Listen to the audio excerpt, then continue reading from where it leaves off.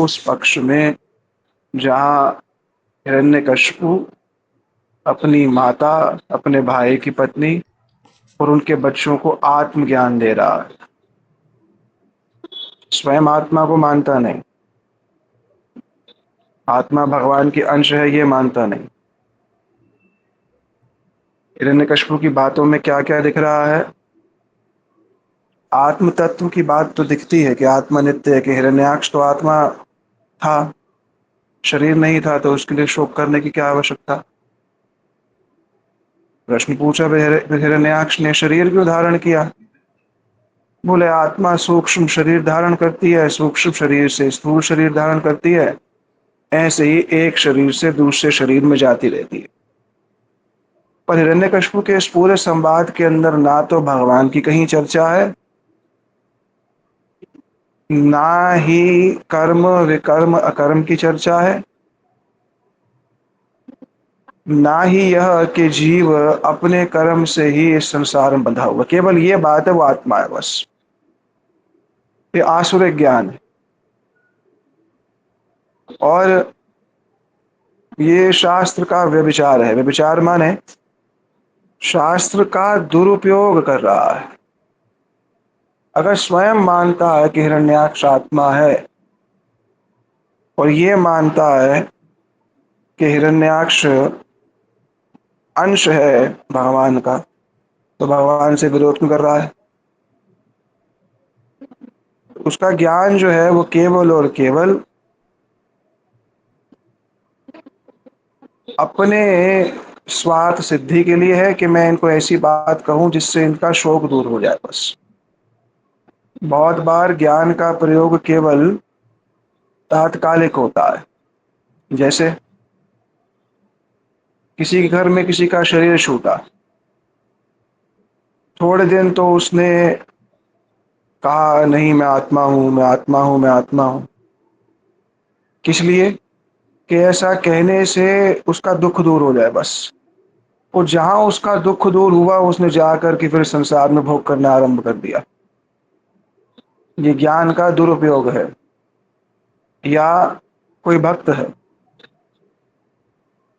उसको पता है अमुक अमुक क्रिया पाप है, वो जानता है,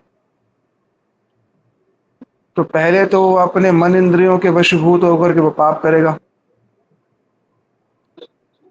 उसके बाद शास्त्र का प्रयोग करेगा कि मेरे द्वारा जो पाप किया गया है वो मेरे द्वारा नहीं किया गया, वो तो मेरी दुर्बलता है। जो पाप किया गया है मेरे द्वारा नहीं किया गया। तो शास्त्र का ही श्लोक लेकर के अपने पाप को सही करने के लिए, अपने पाप को सही ठहराने के लिए शास्त्र का प्रयोग कर लेता है। अरे ये तो धीरे धीरे जाता है, ये सब ऐसे थोड़ा हो जाता है बस। ये है शास्त्र का व्यभिचार। इसे शास्त्र की वैश्यावृत्ति कहते हैं। इस वैश्या का अपना कोई सिद्धांत नहीं है, स्थिरता नहीं है। ऐसे ही हिरण्यकशिपु क्या कर रहा है? शास्त्र का व्यभिचार कर रहा है, शास्त्र की वैश्यावृत्ति करता है। यहाँ उसके परिवार वाले दुखी हैं, तो भगवत गीता के आरंभ के संपूर्ण सिद्धांत को तो ले लिया, पर पूर्ण आत्म तत्व की चर्चा नहीं की, आधे में ही छोड़ दिया। कि पूर्ण करेगा तो भगवान को स्वीकारना पड़ेगा। ऐसे ही साधक गण भी शास्त्र की वैश्यावृत्ति और व्यभिचार से बचे। कि नहीं, शास्त्र में कहा है कि इस प्रकार का पाप जो है ना हो जाए तो उससे इतना दुख नहीं होना चाहिए, ये धीरे धीरे धीरे चल जाता है। शास्त्र के वाक्यों को लेकर के अपनी भोग प्रवृत्ति को प्रश्रय देना शास्त्र की वैश्यावृत्ति। वो सब रानियां रो रही थी कि हमारा पति चले गए, हमारे मित्र चले गए, हमें भी बताओ हमारे हमें क्या करना है। यमराज ने उन सबका रोदन सुना, एक बालक का रूप धारण किया, यमराज वहां पर आ गए। श्री विश्वनाथ चक्रवर्ती जी बोले, जो भक्त होते हैं या पुण्यवान लोग होते हैं उनके लिए यमराज स्वयं आते हैं। कुछ लोग ऐसा कहते हैं, शरीर जल जाता है यमराज स्वयं लेने आते हैं। कुछ लोग कहते हैं कि यम के दूत क्यों नहीं आए राजा सुयज्ञ को लेने के लिए, इसलिए क्योंकि ये रानियां जो विलाप कर रही थी ये भक्त थी, इसलिए यमराज स्वयं उनके शरीर को लेने आए थे। यमराज ने बालक के शरीर में प्रवेश किया, क्योंकि बालक के वचन जो होते हैं वो अत्यंत मधुर होते हैं। और अगर कोई छोटा बालक सिद्धांत की बात कहे तो सब लोग बड़े आश्चर्यचकित हो जाते हैं और उसकी बात मानने के लिए प्रस्तुत होते हैं। यमराज ने कहा, एक बात बताओ, आप सब तो मुझसे बड़े हो, आपने तो बहुत बार लोगों की मृत्यु देखी है। शरीर छूटने के बाद व्यक्ति चला जाता है किसी अव्यक्त क्षेत्र में, तो आप लोग शोक क्यों करते हो? आपने तो बहुत बार ये सब देखा है। आपसे अच्छा तो मैं हूं, मेरे माता पिता ने मेरा परित्याग कर दिया, किसी सियार इत्यादि ने भी मेरे पर आक्रमण नहीं किया। मैं चिंता करता नहीं, क्योंकि जिसने गर्भ में रक्षा करी थी, सरक्षिता रक्षति यो ही गर्भे, बाल भी रक्षा करेगा। तो रानियों ने कहा, अरे तो हमारे पति की रक्षा क्यों नहीं करी भगवान ने? जो गर्भ में रक्षा करता है, हमारे पति की रक्षा क्यों नहीं करी? यमराज ने कहा, ये पूरा जगत क्या है? तस्य बाल क्रीडनम आहोतीश, ये सारा जगत भगवान की क्रीड़ा भूमि है। मैंने कहा, तो भगवान की क्रीड़ा भूमि है तो भगवान इस प्रकार से स्वतंत्र सोचते ही क्यों है? बोले, क्योंकि वो स्वतंत्र है इसे सोचते हैं। तो सृष्टि क्यों बनाते हैं फिर ये सब? अरे बोले, ये सब उनकी उनका खेल है, वो बनाते हैं। चराचरम निग्रह संग्रह प्रभो, संग्रह करते हैं, निग्रह करते हैं, रक्षा करते हैं, बनाते हैं, ये भगवान की लीला है। पर शिवजीव गोस्वामी जी ने कहा, सृष्टि भगवान केवल और केवल, शिव विश्वनाथ चक्रवर्ती पाद ने कहा, माफ कीजिएगा, सृष्टि भगवान केवल और केवल जीवों के लिए ही बनाते हैं, क्योंकि जीव भोग करना चाहते थे। भगवान का व्यक्तिगत रूप से सृष्टि करने की जो इच्छा है, उस इच्छा के पीछे भी जीव की इच्छा छिपी हुई है। तो कोई ये नहीं कह सकता भगवान तो बस खेल रहे हैं। भगवान खेले नहीं है ऐसा। सच्चिदानंदमय भगवान किसी को इस दारुण दुख संसार में भेजें, यह किसी भी प्रकार से युक्ति पूर्वक लगता नहीं। क्योंकि ये जो बात प्रचलित है, ये तो भगवान की क्रीड़ा भूमि है। हाँ, तो क्रीड़ा भूमि है, पर इस क्रीड़ा भूमि में क्रीड़ा करने के लिए जो प्रेरणा है, क्रीड़ा करने के लिए जो उद्देश्य है, वो है जीव कल्याण। क्योंकि जीव इस संसार का भोग करना चाहता है, तो भगवान ने सृष्टि जीव के लिए बनाई है। आगे और बात कही, अरे किसी व्यक्ति के हाथ से कुछ वस्तु गिर गई, सड़क पे गिर गई तो भी रक्षित हो गई, और कुछ ऐसी वस्तु है जो घर में रहकर के भी सुरक्षित नहीं है, ऐसा भी होता है। सड़क पे गिरी रही तो भी वापस मिल गई, और घर में होने पर वस्तु नहीं मिलती है। तो जो भगवान के द्वारा तिरस्कृत हो जाता है उसका नाश हो जाता है। तो भगवान रक्षा करते हैं, तो इसलिए तुम्हारे पति का समय था, चला गया वो, ये सब बात बोली। तो रानियों ने कहा, ये तो पक्षपात दिखता है, एक का पक्ष लेते हैं, दूसरे दूसरे का विरोध करते हैं। बोले नहीं, एक हिमराज ने कहा, ऐसा नहीं, अलग अलग शरीर जो है, अलग अलग कर्मों के आधार पर भगवान हृदय में होते हुए भी जीव के मरण और जीव के जन्म का भगवान पर कोई प्रभाव नहीं पड़ता। वो परमात्मा जो है जीव को उनके अच्छे बुरे कर्म का अनुभव कराते हैं, उसमें भगवान का पक्षपात नहीं। ये सब अनेक बातें वहां पर यमराज जो है छोटे बालक के रूप में समझा रहे थे, बोले जैसे ये घर है, ये दीवारें हैं, और ये घर मैं नहीं हूं,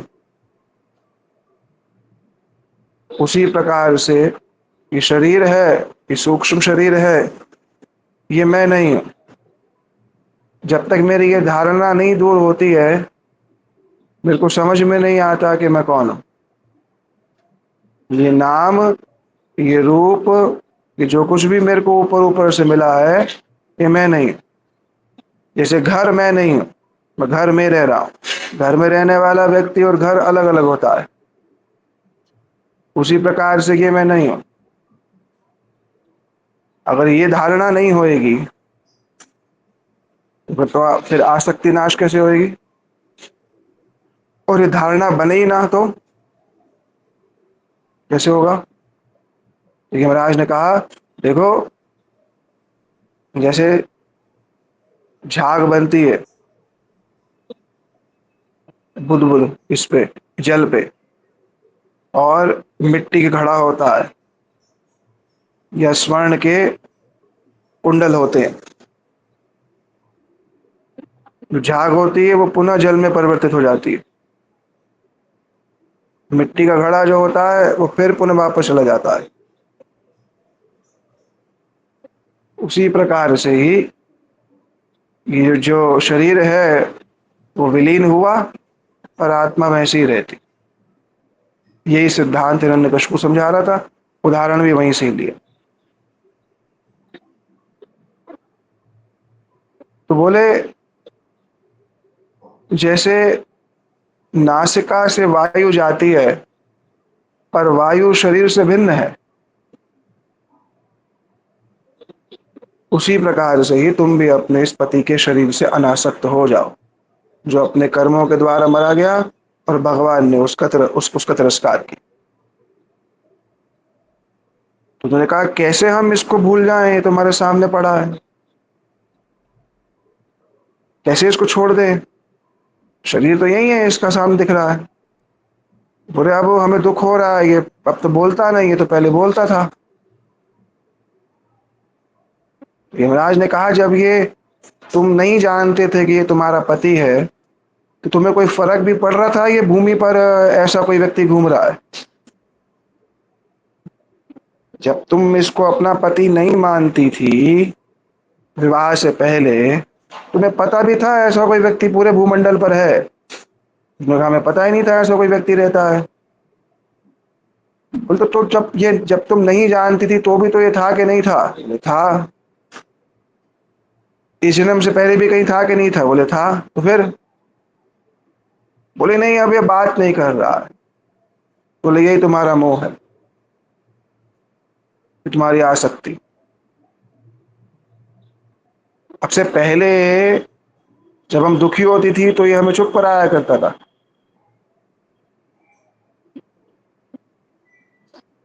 तो यमराज ने कहा कौन चुप कराता था? बोले ये। तो बोले ये तो सामने पड़ा है, रख लो इसको।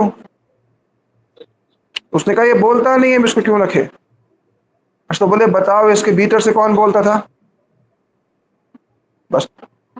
इसीलिए पराये दिन रात कहने वाले भी अंधकार में होते हैं। दिन रात सुनने वाले भी अंधकार में होते हैं। वो विचार ही नहीं कर पाते कि भीतर से कौन बोल रहा है। क्योंकि धारणा शरीर की इतनी प्रगाढ़ है, इतनी प्रगाढ़ धारणा है कि भक्ति की क्रियाएं करते हुए भी वो दूर नहीं होती।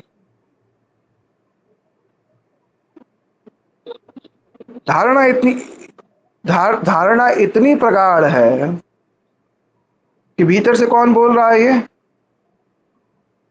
कौन सुन रहा है?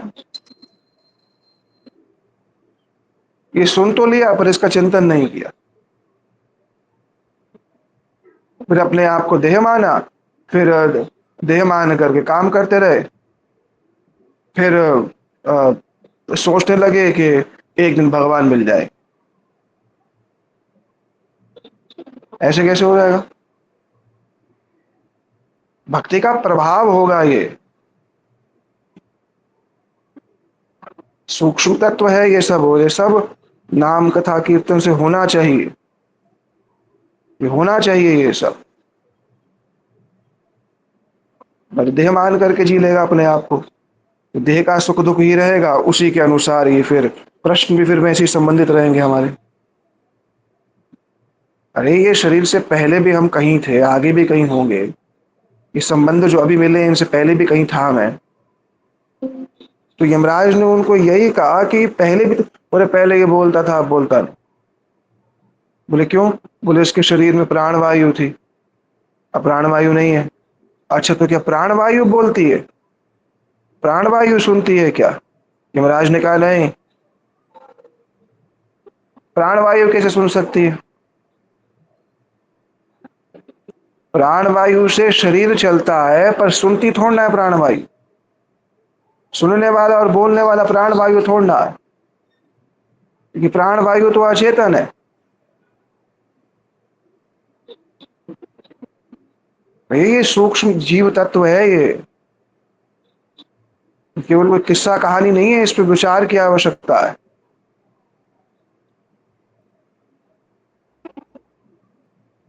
क्योंकि बोलने वाला सुनने वाला दोनों चेतन है, वही सुन रहा, वो और वही भगवान की शक्ति से सुन रहा है। अपने पास सुनने का सामर्थ्य नहीं, अपने पास बोलने का सामर्थ्य नहीं उसका, जीव के पास अपना कोई बल नहीं।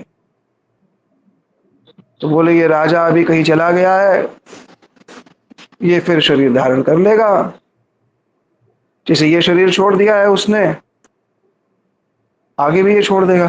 तो इसीलिए जब तक जीव का सूक्ष्म शरीर रहता है, तब तक उसका कर्म बंधन बना रहे।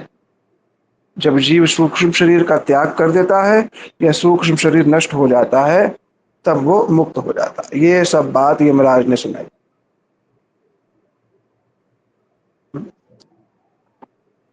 बोले कुछ लोग कहते हैं जगत अनित्य है, कुछ लोग कहते हैं उसके लिए शोक नहीं करना चाहिए।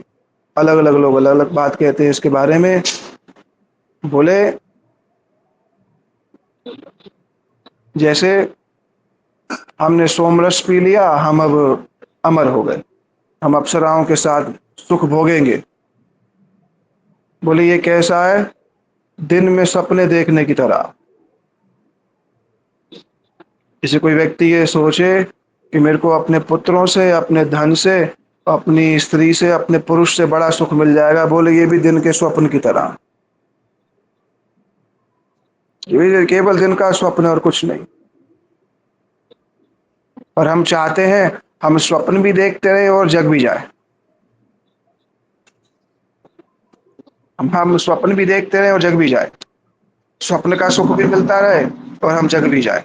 यमराज कह रहे हैं यहाँ पर कि कोई व्यक्ति बोले कि मैंने सोमरस पी लिया, मैं मुक्त हो गया, मैं स्वर्ग में जाकर सुख भोगूंगा। बोले ये बिल्कुल वैसा ही है जैसा कोई व्यक्ति ये सोचे, हाँ अब हमारे पुत्र हो गए, पौत्र हो गए, धन हो गया, अब मैं सुख लूंगा। बोले ये स्वप्न कुछ नहीं। क्योंकि जिन जिन अनित्य वस्तु में हम लोग सुख ढूंढ रहे, वहां है ही नहीं वो, कुछ भी कर लो। तो यमराज कह रहे हैं ये दिन में देखे गए स्वप्न के समान है, क्योंकि दिन में सपना देखा नहीं जाता।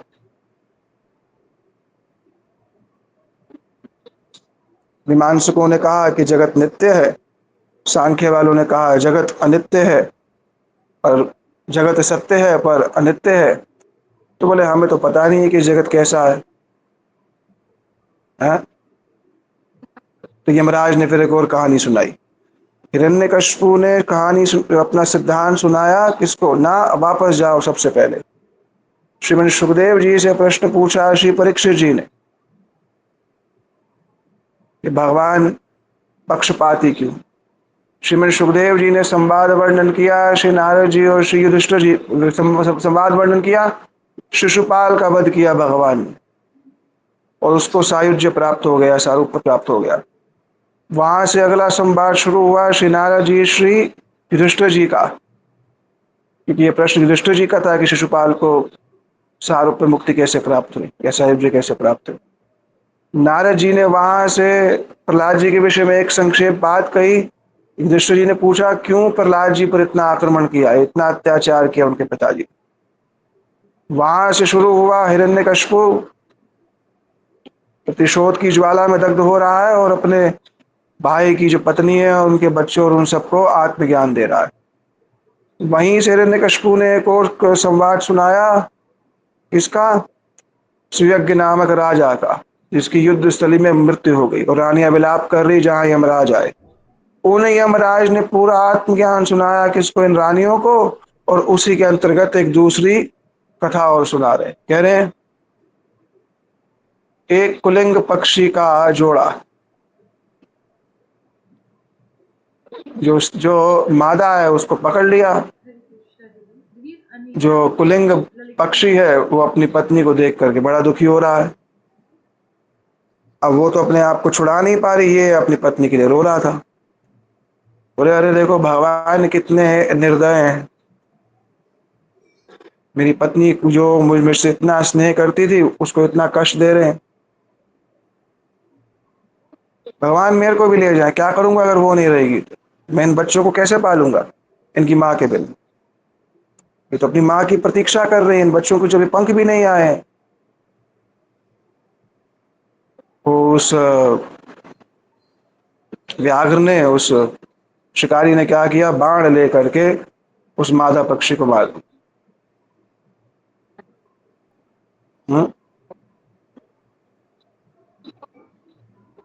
और ऐसे ही देखते देखते देखते उसका पति भी जो है उसने भी शरीर छोड़ दिया। हिरण्यकशिपु ने कहा, यमराज जब ये सब बात सुना रहे थे सबको समझ में आ गया, वो हाँ, जगत जो है अनित्य है, हमेशा रहने नहीं वाला है। ऐसा कहकर के यमराज वहां से चले गए और सबने उनका दाह संस्कार किया। ये पूरी की पूरी बात हिरण्यकशिपु ने किनको किसको सुनाई? हिरण्याक्ष की पत्नी, उनके बच्चे और अपनी माता। और इसके बाद सीधा ही जब ये सब हो गया, जा करके भगवान से द्रोह करने के लिए फिर खड़ा हो गया। तो आत्मज्ञान कैसा है? वैश्यावृत्ति। ये आत्मज्ञान क्या है? केवल मुखस्त है बस, पालन कुछ करना नहीं। इच्छा मन में आई, मैं पूरे के पूरे ब्रह्मांड पर राज्य करना चाहता हूँ, ब्रह्मलोक तक। मंदार पर्वत पहुंचा, तपस्या करने लगा और भुजाएं ऊपर है, आकाश की ओर देख रहा। बड़ा उज्जवल लग रहा है, ऐसे लग रहा था प्रलय आ जाएगी। अनेक सूर्यों के समान उसका तेज दिख रहा था। देवता जन अपने लोकों में प्रवेश किए और उसके मस्तक से अग्नि निकलने लगी। हिरण्यकशिपु के, ऐसा उसका तप था। उससे सारे के सारे जितने भी लोक हैं वो तपने लगे। ये अग्नि निकले उसके मस्तक से और उससे जितने भी अलग अलग प्रकार के जितने भी लोक हैं वो सारे लोग उसके ताप से तपने लगे। असुरों का ताप ही पृथ्वी को तपाता है। असुर लोग ही हैं जो सब ये सब कर रहे हैं। नदियां जो हैं वो सब की सब उन वो सब की सब उद्वेलित हो गई।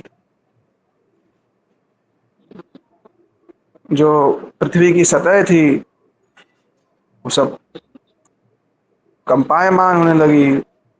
तारागण आकाश से गिरने लगे, सारी दिशाएं जलने लगी। देवताओं को अपने लोकों में जहाँ इतनी शीतलता होती है, उनको अपने देवलोकों में ताप अनुभव होने लगा।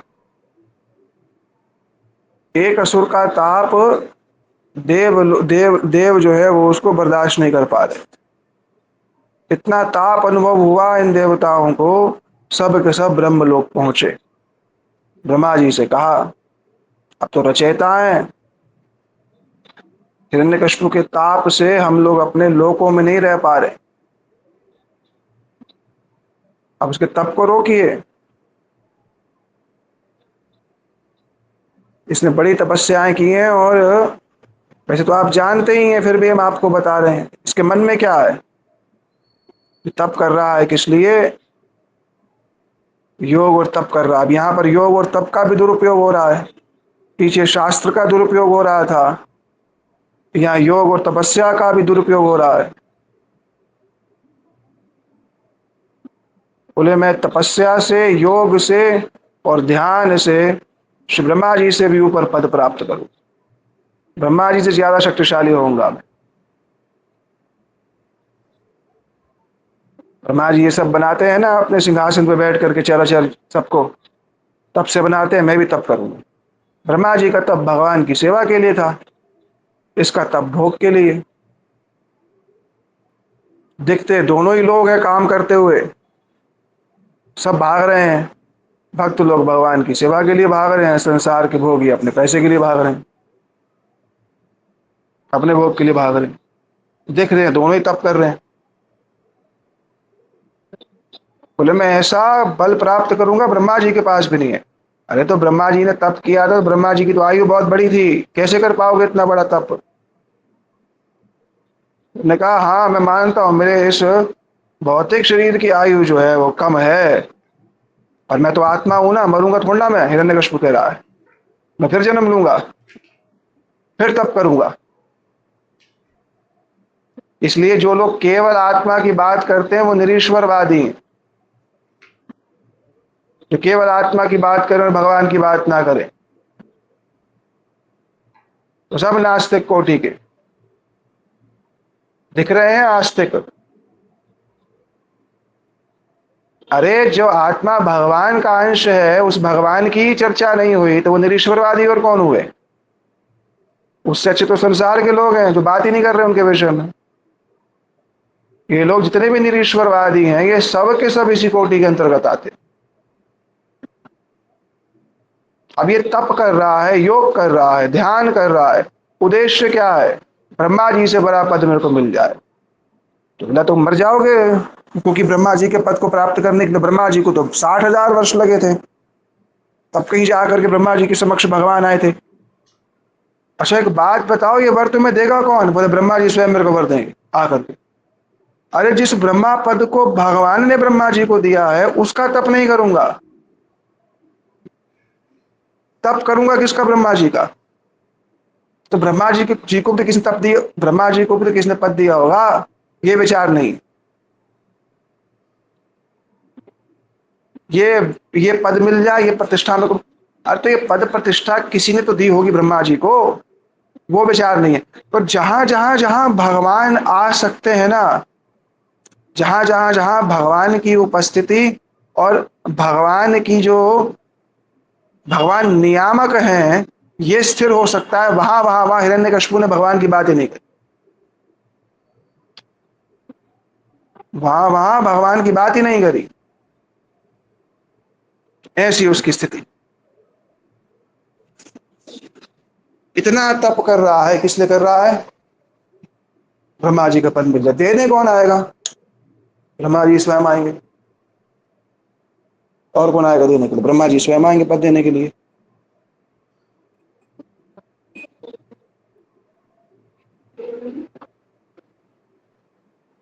बोला कि मैं शरीर छोड़ दूंगा, फिर जन्म ले लूंगा। और क्या करूंगा मैं? अरे मैं सारे धर्म धर्म सब क्रियाओं को बदल दूंगा, पाप को पुण्य बना दूंगा, पुण्य को पाप बना दूंगा। वर्तमान बिल्कुल वही आसुरिक प्रवृत्ति है। जो पाप है उसको पाप की श्रेणी में गिना ही नहीं जा रहा, असुर ही है सब के सब। जो पहले जो भी नियम होते थे वो सबको बदल दूंगा मैं। अरे ध्रुवलोक का क्या करना है, ध्रुवलोक भी समय से नष्ट हो जाता है। मैं सारा जगत को पलटा दूंगा। ब्रह्मचर्य और तपस्या, इससे जो भगवान की भक्ति में सहायक है, मैं ऐसे नियम ले आऊंगा कि ब्रह्मचर्य और तपस्या से व्यक्ति को नरक मिलेगा। ऐसी स्थिति हिरण्यकशिपु की है। तो देख लो आजकल के डॉक्टर सारे के सारे, जितने भी डॉक्टर्स जा करके देख लो वो सब बिल्कुल इसी कोटि के ही हैं। बोले तपस्या और ब्रह्मचर्य से नरक की प्राप्ति होगी, ऐसे नियम बना दूंगा मैं। तो उससे अगले जन्म में और कष्ट होगा उनको, अगर इन्होंने ब्रह्मचर्य पालन किया तो। ऐसी स्थिति है उसकी।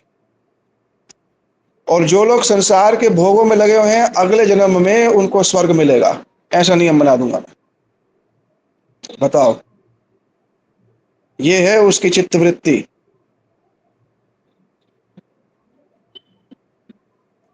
जगत का भोग ही पुण्य होगा, जगत का भोग ही साधन होगा, बस। और यही अब वर्तमान समय की स्थिति देखो तो कोई यही चल रहा है बस। कोई मतलब नहीं। भगवान केवल जीवन में तब तक ही सीमित है जब तक हमारा काम बन जाए, उसमें संसार की वस्तु मिल जाए बस हमसे।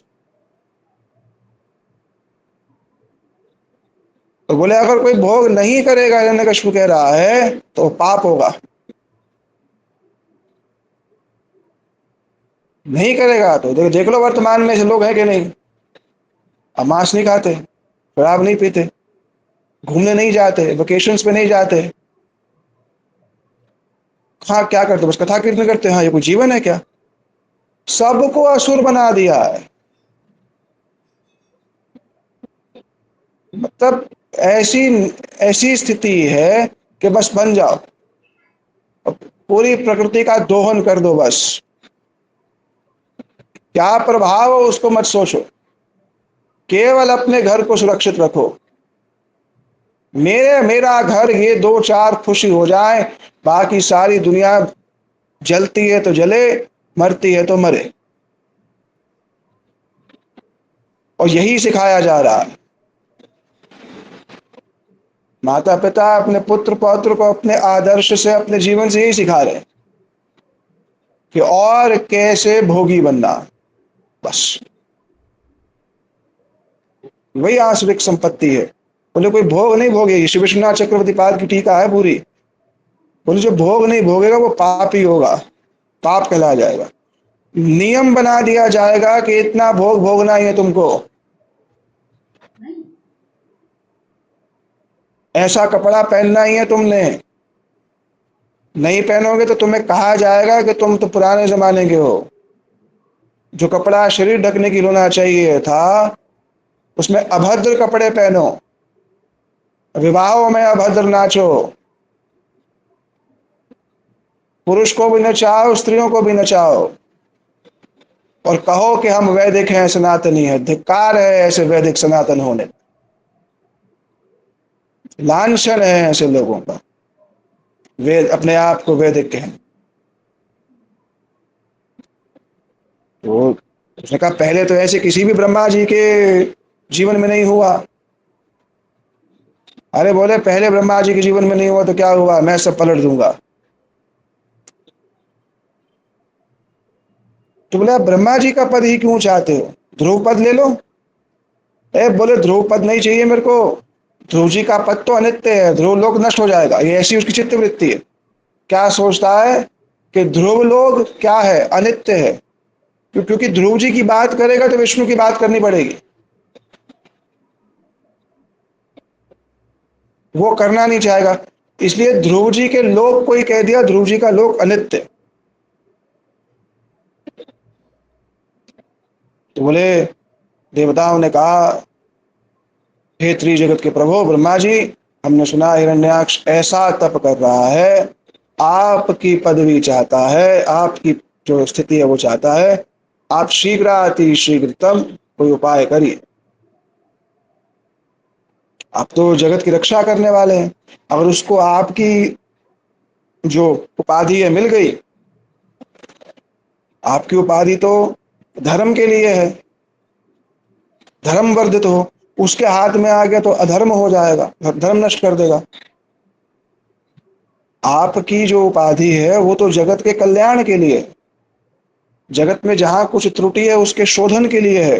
पर वो बन गया तो सारे के सारे ब्रह्मांड को कैसा बना देगा, अमंगलमय बना देगा। सब तरफ केवल अमंगल ही अमंगल होगा। जिसको जिस जिसको कहने वाले कहेंगे कि ये सबसे बड़ा मंगल है। इसलिए देवता लोग, आप ब्रह्मा जी, श्री भृगु, श्री दक्ष, सब के सब ब्रह्मा जी से सबको लेकर के हिरण्यकशिपु की कुटिया पर गए। हिरण्यकशिपु जहाँ तप कर रहा था। पहले तो ब्रह्मा जी ने देखा ही नहीं उसको, क्यों सारा शरीर चींटियों से ढका हुआ था उसका, जिससे सूर्य के आगे बादल आ जाए। ब्रह्मा जी थोड़े हंसे। ब्रह्मा जी ने कहा, हे कश्यप ऋषि के पुत्र, उठो उठो, तुम्हारा मंगल हो। तुम्हारा तप जो है अब फल प्रदान करेगा। मैं आया हूं तुम्हारी इच्छा पूर्ण करने के लिए, बताइए क्या इच्छा पूर्ण करो। ये बात पहले पूछ ली कि आपकी इच्छा मैं कैसे जो है पूर्ण करूं। बोले, मैंने तुम्हारा इतना सर्वश्रेष्ठ तप देखा है, तुम्हारा शरीर जो है उसको तो चींटियों ने खा लिया है, तुम्हारे प्राण जो हैं वो तुम्हारी अस्थियों में विराजित हैं इस समय।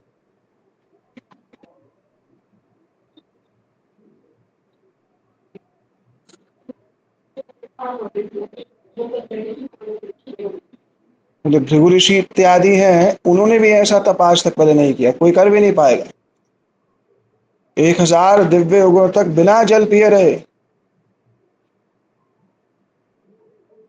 ऐसा तुम्हारी दृढ़ता, इसको देख करके मैं भी जो है वशीभूत हो गया हूं। इसलिए जो मांगना है मांग लो।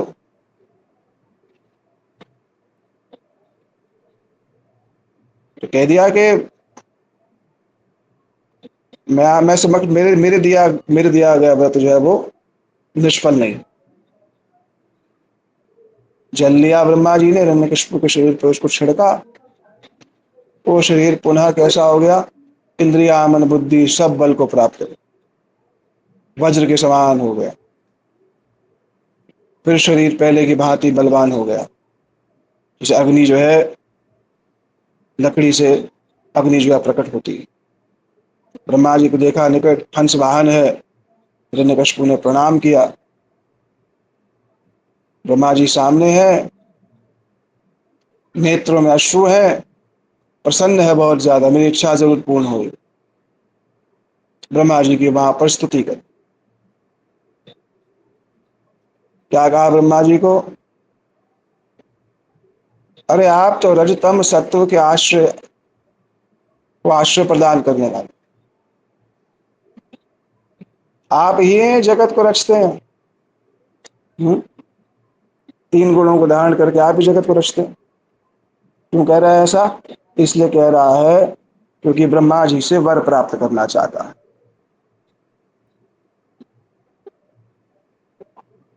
ब्रह्मा जी से, ब्रह्मा जी की बहुत विस्तार से वहां पर स्तुति करी है उसने। और ये कह दिया, यदि दास्यति अभिमतम वरान में वरदुत्तम भूते तब विशिष्टेभ्यो मृत्युमा भूमाम। देना चाहते हैं आप तो सब आध्यात्मिक और जो माइक शक्तियां हैं उसके स्वामी हैं। हाँ, चित शक्ति जो स्वरूप शक्ति है और अजित शक्ति जो प्रकृति है, इससे युक्त है आप। अब आप माइक लीलाएं भी करते हैं और दिव्य लीलाएं भी करते हैं, ब्रह्मा जी से कहने लगा। तो अगर आप कुछ देना चाहते, यदि दास्य से अभिमतम, और यही शब्द यदि दास्य से अभिमतम प्रहलाद जी ने भी कहा भगवान नरसिंहदेव से। ये ब्रह्मा जी के सामने ये शब्द बोला, अगर आप कुछ देना चाहते हैं, आप सब वर देना चाह, हे वरद उत्तम, वर देने में श्रेष्ठ रूप देना चाहते हैं तो क्या दीजिए? मैं किसी से भी ना मत, मृत्युमा भूमाम प्रभो भूते तद वृष्टि। आपकी विसृष्टि में त्वद विशिष्टेभ्य भूतेभ्यो माँ मृत्यु भूमाम प्रभु। उसका अन्वय इस प्रकार से होगा कि मैं ना मरूं बस। प्रहलाद जी के सामने जब भगवान प्रकट हुए तो उन्होंने भी यदि दास्यति शब्द कहा, कामानाम हृदय सर्वम भवतस्तु देवम। हे प्रभु, अगर आप कुछ देना चाहते हैं वरान वरद ऋषभ, तो एक काम करिए, मेरे हृदय में जगत की कोई कामना ही उत्पन्न ना हो, ऐसी कामना मेरे को प्रदान कर दीजिए। ये है पुत्र, ये है पुत्र प्रहलाद जी। हिरण्यकशिपु ने कहा मैंने बहुत महिमा गाई, आप ब्रह्मा जी ने कहा बहुत आपने महिमा गा ली, बस अब वर मांग लो। हिरण्यकशिपु ने कहा अगर मैं ये कहूंगा मेरे को अमर बना दो तो ये तो हो नहीं सकता। ब्रह्मा जी तो ये बोल देंगे कि महाकल्प के अंत में तो मैं भी शरीर छोड़ता हूं, तब तो बोलेंगे मैं पूर्ण नहीं कर सकता। इसलिए बड़ी बुद्धिमानी से कहा एक ऐसा वर हो जिससे मैं अमर हो जाऊंगा। आपकी सृष्टि में जो भी उपजा है उससे उससे मेरी मृत्यु ना हो। फिर किसी फिर कहा, फिर सोचा अरे नहीं, अगर मृत्यु तो स्वाभाविक हो गई तो किसी ने मारा नहीं तो क्या हो गया, अपने आप आ गई, तब क्या होगा। बोला हाँ उसका भी एक उपाय है, अपने मन में सब सोच रहा है। जैसे व्यक्ति सारा जीवन प्रयास कर रहा है कि मैं बस ना जाऊं। श्रीदेव की जी ने यही बात भगवान से कही थी, मृत्यु मरते भयाल,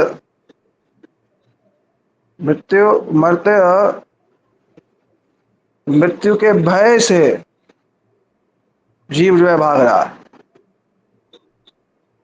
और यदिच्छया त्वद पदाम्बोज प्राप्य ना स्वस्थ शेते मृत्यु प्रसाद पेती। अरे अनंत जन्मों से आप जब भगवान प्रकट हुए थे सुखदेव की जी के समक्ष कारागार में, तो उन्होंने ये श्लोक वहां पर कहा है कि मरते लोग जो है वो मृत्यु भयाल भीत पलाय, मृत्यु रूपी सर्प से भीत भय होकर के पलायन कर रहा है, भाग रहा है। ना ना अभयम प्राप्य, आज तक उसको अभय नहीं मिला। अरे प्रभु कि दीक्षया त्वत्पदाम्बोज, आपके चरण कमलों को प्राप्त करने पर स्वस्थ शेते मृत्यु प्रसाद प्रेति, स्वस्थ रूप से निश्चय वो निश्चिंत हो जाता है, निर्भय हो जाता है। अब इसने सोचा कि भाई अगर मृत्यु ब्रह्मा जी के किसी अ, जो जंतु है उससे ना आई तो नान्तर नान्तर बहिर्दिवानक्तम अन्य अस्माद अभी चायुधे न भूमो नाम बरे मृत्यु ना नरे ना मृगेरपि। अभी अंतिम श्लोक देखो, ना नरेर ना मृगे अपि। अब इसने नर भी ना हो पशु भी ना हो, और श्रीमद सुखदेव जी ने क्या कहा पीछे जाकर के, सत्यम विधातु निजभृत्य भाषितम भूतेषु अखिलेषु च आत्मना ये नदबुद रूप मुद्बदन स्तंभे सभायाम ना मृगम न मानुषम। यहाँ जो कहा ना नरेर ना मृगेरपि, ना तो मनुष्य हो ना पशु हो, तो भगवान ने भी कह दिया ना मृगम ना, शिव शिव सुखदेव जी ने कहा स्तंभे सभायाम, स्तंभ से प्रकट हुए, ना मृगम ना मानुषम, ना मनुष्य ना मृग। मृग माने जो नासिका से सूंघते हैं उनको मृग कहते हैं। मृग मृग केवल हिरण नहीं होता है। हम लोग समझते हैं मृग कौन हो गया, जो हिरण हो गया, पर हर पशु जो नासिका से सूंघता है वो मृग है। पता यहाँ क्यों कहा ना नरेर ना मृगेर अपि, वो मृग के शब्द का अर्थ है नासिका से सूंघने वाला। अब विचार किया उसने कि ऊपर तो मैंने वर मांग लिया कि आपकी सृष्टि में, कि मुझे ऐसा वर दे दो कि मैं कभी ना मरूं आपकी सृष्टि में, भूतेभ्यो त्वद विशिष्टेभ्यो मृत्यु माम भूत माम प्रभो। फिर विचार किया भाई अपने आप आ गई तो, बोले वो भी नहीं आनी चाहिए। हाँ, समय काल सबको, अगर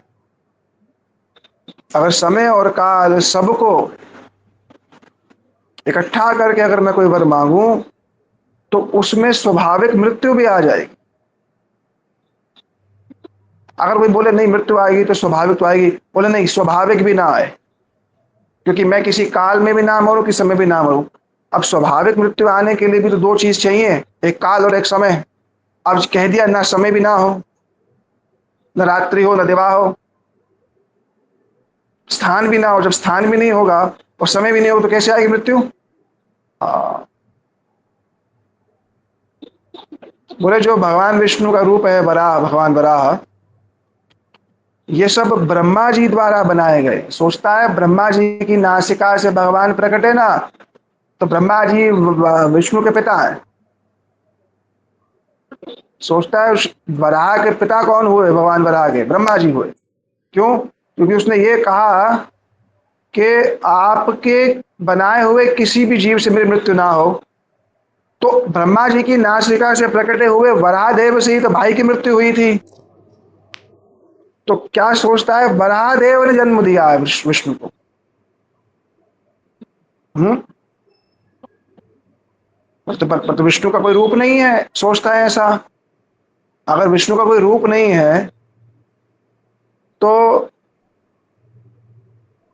बोले विष्णु का मानो रूप नहीं है, पर हो सकता है उसके पास अस्त्र हो। तो इसलिए कोई अस्त्र भी ना उस पर, ना आयुध है, ना चक्र का हो ना अस्त्र का। ये मेरी चिंता है। अच्छा, मैं किसी अस्त्र से भी ना मारा जाऊं, अंदर बाहर से तो सारे के सारे स्थान आ गए ना। या तो अंदर है या बाहर है, सारे स्थान उसने कहा ना जाऊं मैं। बोले हो सकता है विष्णु कहीं इन शब्दों में से, इन शब्दों में कुछ रहस्य जो है विष्णु को समझ में आ जाए, इसलिए उसने कह दिया ना भूमि ना पाताल, नीचे ऊपर सब, ना आकाश, ना भूमि ना अंबर मृत्यु ना नरे ना मृगे, आकाश में भी नहीं। ऐसी बात कह, व्यास वीर व सुमब्धि व सुरा सुरा महाउग्रे। अरे निर्जीव से भी ना मारा जाओ, सजीव से तो बहुत दूर की बात है। देवता, राक्षस, सर्प इत्यादि, और युद्ध में कभी मैं हारू ना। सारी तपस्या का बल, योग का बल मेरे पास जैसा आपके पास है। प्राणवान व्यक्ति, प्राणवान जीव तो सही बात है, जिसमें प्राण नहीं है ऐसा भी मेरे को ना मार सके। ये मनुष्य की बुद्धि भी ऐसी रहती है। सोचा कि मैं नहीं मरूंगा, एक और मांग ले कि कोई मेरे सामने युद्ध में खड़ा ही ना हो। जैसा आपका बल है ऐसा बल मेरे पास हो, योग और तपस्या। यहाँ पर ये तीसरा अध्याय समाप्त हुआ है। चौथा अध्याय जो है अगर हम लोग कल करें। ठीक है। श्री गुरुदेव की जय, श्री प्रभुपाद की जय, समस्त रूपान गुरु परंपरा की जय। भुवन मंगलकारी नाम संकीर्तन की जय। भक्त प्रवर श्री प्रहलाद महाराज की जय। सर्वविनाशक भगवान सिंह देव की। श्री कृष्ण चैतन्य प्रभु नित्यानंद, श्री अद्वैत गदाधर शिवासादि श्री गौर भक्त वृंद की जय। श्री राधा गोविंद गोपीनाथ मदन मोहन जो की जय। ग्रंथराज श्रीमद्भागवत महापुराण की जय। श्री चैतन्य भागवत की जय। श्री चैतन्य चरितामृत की जय। श्री व्यास जी महाराज की जय। पतित पावन श्री वृंदावन दास ठाकुर जी की जय। श्री सुखदेव गोस्वामी पाद की जय। श्री परीक्षित जी महाराज की जय। श्री नारद ऋषि की जय। अनंत कोटि वैष्णव वृंद की जय। समागत गौर भक्त वृंद की जय। गाय गौर प्रमानंदे। हरे कृष्ण कृष्ण कृष्ण हरे हरे, हरे राम राम राम हरे हरे, हरे कृष्ण कृष्ण कृष्ण हरे हरे, हरे राम राम राम हरे हरे कृष्ण। कल करेंगे इसके ऊपर। हरे कृष्ण प्रभु जी, दंडवत प्रणाम। सभी को धन्यवाद। हरे कृष्णा प्रभु जी हरे दंडवत। कृष्ण दंडवत प्रणाम सभी हरे कृष्ण भक्तों प्रभु को। जी दंडवत प्रणाम। हाँ जी, सभी को एक बारी कोई धन्यवाद। चलो, हरे कृष्ण। हरे कृष्ण प्रभु दंडवत प्रणाम। दंडवत प्रभु जी। हरे कृष्ण। हरे कृष्ण।